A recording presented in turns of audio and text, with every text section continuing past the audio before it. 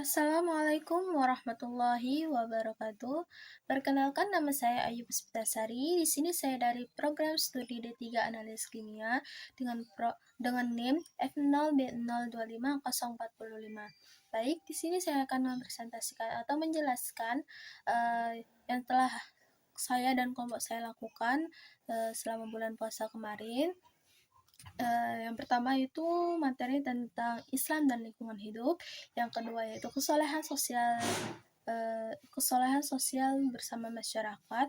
Yang ketiga itu memakmurkan masjid selama Ramadan. Yang keempat, ini yang terakhir materinya itu tentang tata cara pengurusan jenazah. Baik, saksikan penjelasan dari saya. Terima kasih. Yang pertama di sini ada Islam dan lingkungan hidup. Etika lingkungan dalam Islam. Yang pertama itu, Islam mengajarkan manusia sebagai khalifah atau pemimpin di bumi yang tidak hanya menguasai, tapi juga bertanggung jawab menjaga keseimbangan alam.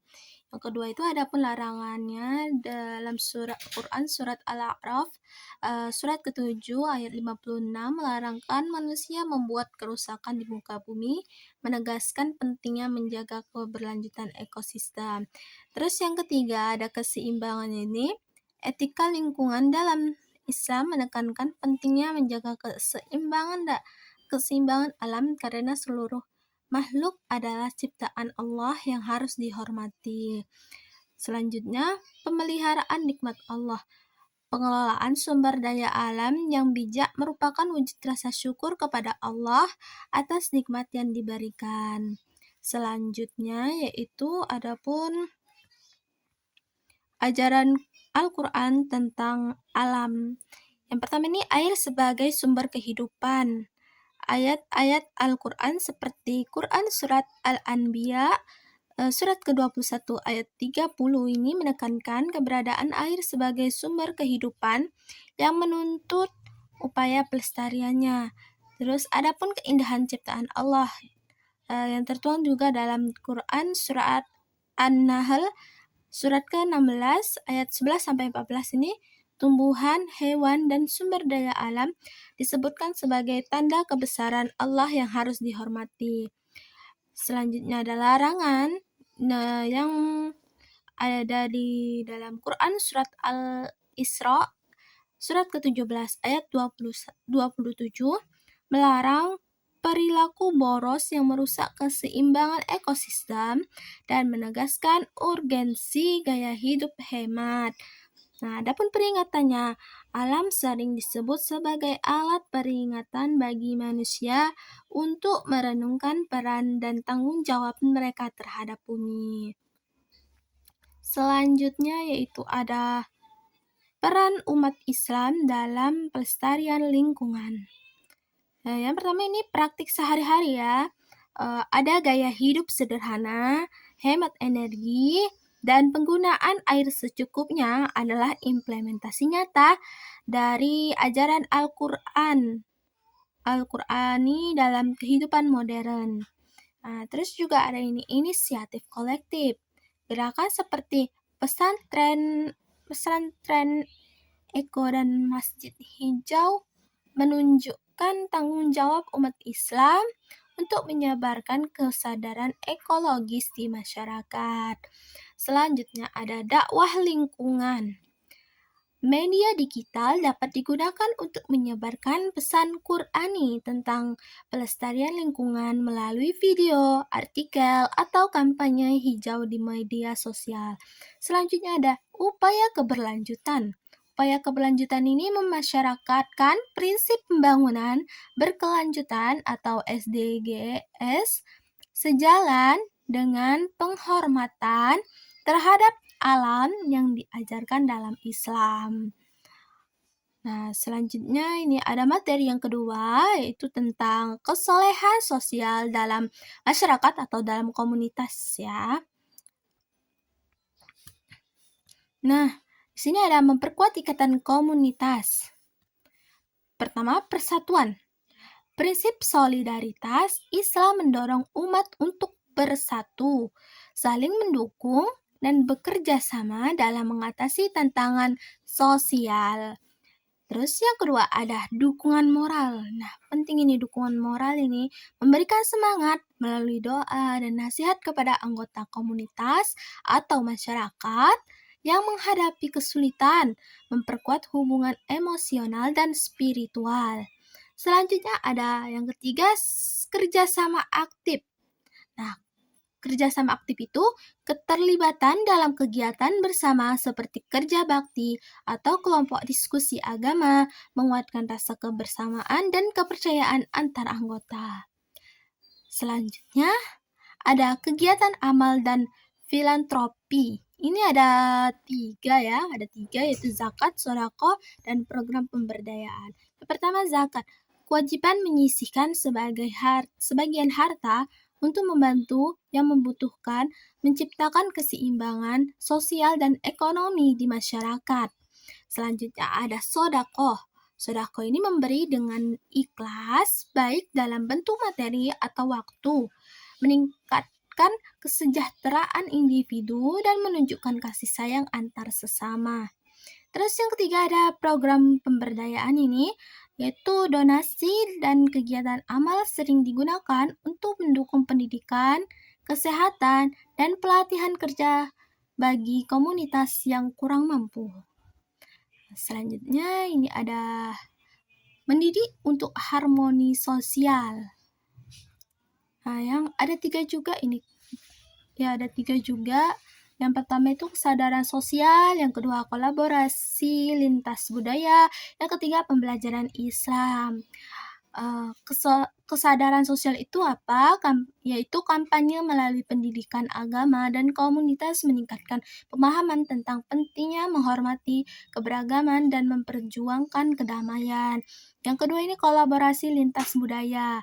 Kolaborasi dengan kelompok berbeda menanamkan nilai toleransi dan meredakan potensi konflik di masyarakat. Selanjutnya ada yang ketiga, itu pembelajaran Islam. Nah, itu mendidik generasi muda mengenal prinsip keadilan dan kasih sayang dalam Islam, menciptakan masyarakat yang harmonis dan penuh kedamaian. Baik, selanjutnya ada materi yang ketiga, yaitu tentang memakmurkan masjid selama Ramadan ya, atau menghidupkan kembali masjid-masjid selama bulan Ramadan. Ada kegiatan keagamaan di masjid.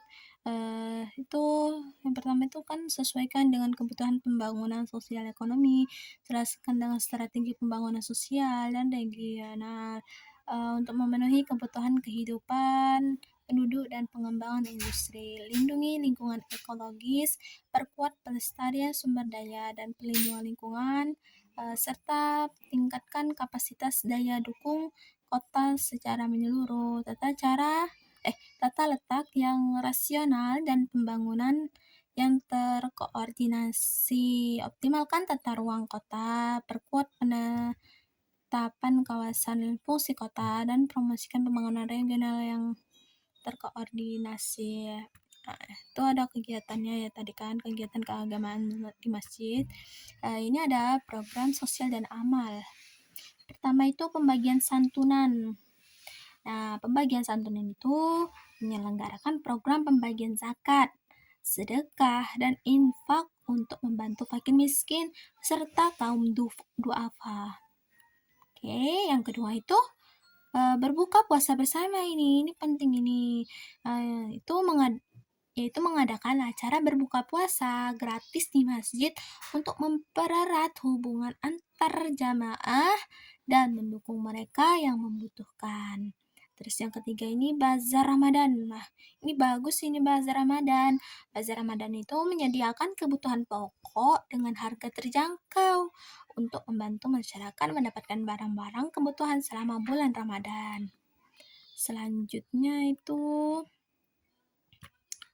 ada memupuk persatuan dan spiritual. Itu pertama ibadah bersama, yang kedua kajian keagamaan, yang ketiga pengembangan akhlak. Ya, ibadah bersama itu penting ya, penting banget ini. beribadah secara berjamaah. Itu memperkuat persaudaraan umat Islam ini, umat Muslim. Nah, yang kedua ini kajian keagamaan. Kajian keagamaan itu mengadakan ceramah atau diskusi keagamaan untuk meningkatkan pemahaman umat tentang ajaran Islam dan pentingnya Ramadan. Dan yang kedua ini yang ketiga ini pengembangan akhlak, itu membimbing jamaah untuk menjadi pribadi yang lebih baik dengan menanamkan nilai-nilai kesabaran, kejujuran, dan kasih sayang selama Ramadan. Oke, itulah materi ketiga, yaitu tentang memakmurkan masjid selama bulan Ramadan. Dalam Quran Surat At-Taubah ayat 18 menekankan memakmurkan masjid sebagai amalan utama bagi umat beriman yang melibatkan sholat, zakat, dan aktivitas lain yang mendekatkan diri kepada Allah Subhanahu wa Ta'ala. Terus ini saya ngambil tadarus Al-Quran berjamaah ya. Itu menjadi kegiatan favorit kan untuk memakmurkan masjid selama bulan Ramadan, mendatangkan keberkahan spiritual dan sosial bagi para jamaah. Nah, adapun manfaat tadarus di masjid itu mencakup pembelajaran Al-Quran, mendatangkan syafaat kelak di akhirat, menenangkan hati, serta mempererat hubungan antar jamaah. Terus ada kendala tadarus seperti kurangnya partisipasi jamaah atau pengaruh digitalisasi dapat diatasi dengan pengadaan jadwal rutin. Ini kan ada ini tata caranya. Ada tata cara pengurusan jenazah, tata cara pemakaman dalam Islam ya. Salah ini bikin judulnya. Oke. Yang pertama ini mandi sumur. Itu pertama pembersihan tubuh. Tubuh jenazah dicuci dengan air bersih secara menyeluruh, mengikuti sunnah Nabi Muhammad SAW untuk memastikan kesucian jasad. Yang kedua, urutan pencucian. Yang ketiga, menggunakan bahan alami. Adapun menggunakan kain kafan ya. Yang pertama kesederhanaan, jenazah dibungkus kain putih tanpa aksesoris sesuai tradisi Islam yang mengutamakan keikhlasan dan kesetaraan. Kedua ini jumlah lapisan. Umumnya 3 lapis kain digunakan untuk pria dan 5 lapis untuk wanita agar memastikan penutupannya sesuai adab yang diajarkan. Terus yang ketiga ini simbol penghormatan. Kain kafan mencerminkan penyucian terakhir seseorang, mengingatkan semua orang akan kemanusiaan dan kerendahan hati. Selanjutnya ini ada praktik pemakaman ini, Islam ini penguburannya ya. Yang pertama, jenazah harus dimakamkan secepat mungkin, idealnya dalam waktu 24 jam setelah meninggal, dan untuk menghormati hukum Islam dan menjaga kehormatan jenazah. Nah, ini posisi tubuhnya yang tadi udah dijelaskan, itu jenazah dimakamkan menghadap kiblat sebagai simbol penyerahan diri kepada Allah Subhanahu wa Ta'ala. Ini doa pemakaman. Salat jenazah dilakukan oleh keluarga dan komunitas untuk mendoakan kesejahteraan almarhum di akhirat. Oke, itu saja penjelasan dari PPT saya. Itulah penjelasan dari PPT saya, dan saya mohon maaf jika ada kekurangan dalam presentasi PPT saya tadi. Saya akhiri. Wassalamualaikum warahmatullahi wabarakatuh.